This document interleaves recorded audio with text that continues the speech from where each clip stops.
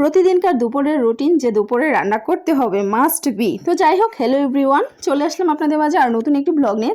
চলুন আজকে দেখে আসি দুপুরে কী কী রান্না করলাম। আমি প্রথমে ডাল দিয়েই শুরু করলাম, কারণ প্রতিদিনকার ডাল আমার রান্না করতেই হয়, এটা একটা কমন সাবজেক্ট, কারণ ডালটা প্রতিদিনই থাকে, মাঝে মাঝে থাকে না আর কি। তো অন্য দিক দিয়ে আমি শিং মাছটাকে ভালোভাবে পরিষ্কার করে নিচ্ছি।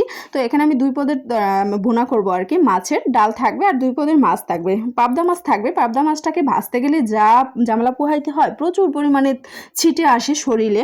তো অন্য দিক দিয়ে শিং মাছটাকেও পরিষ্কার করতে গেলে অনেকটা ঝামেলা পোহাইতে হয়, তবে আমার কাছে ইজি মনে হয়, প্রথম একটু কঠিন মনে হইতো। তো আমি বরাবরই শিং মাছটাকে খুব সুন্দর করে ভালোভাবে পরিষ্কার করি, কারণ শিং মাছ সাদা না হলে আমার কাছে একেবারেই বিরক্তি লাগে, খাইতে ভালো লাগে না। নর্মালি শিং মাছটা আমি ইদানিং একটু কমই পছন্দ করতেছি, পাবদা মাছটা আবার ভালো লাগে, পাবদা মাছটা খেতে স্বাদ লাগে আর কি।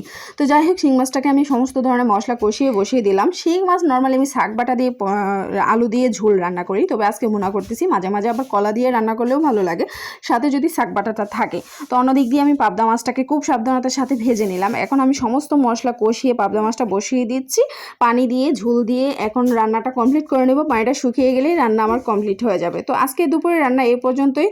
কার কাছে কেমন লাগলো অবশ্যই কমেন্টসে জানাবেন। সবাই ভালো থাকবেন, সুস্থ থাকবেন, আর হ্যাঁ, সবাই লাইক কমেন্টস করে সাথে আবার শেয়ারও করে দিবেন। সবাই পাশে থাকবেন। ধন্যবাদ সবাইকে।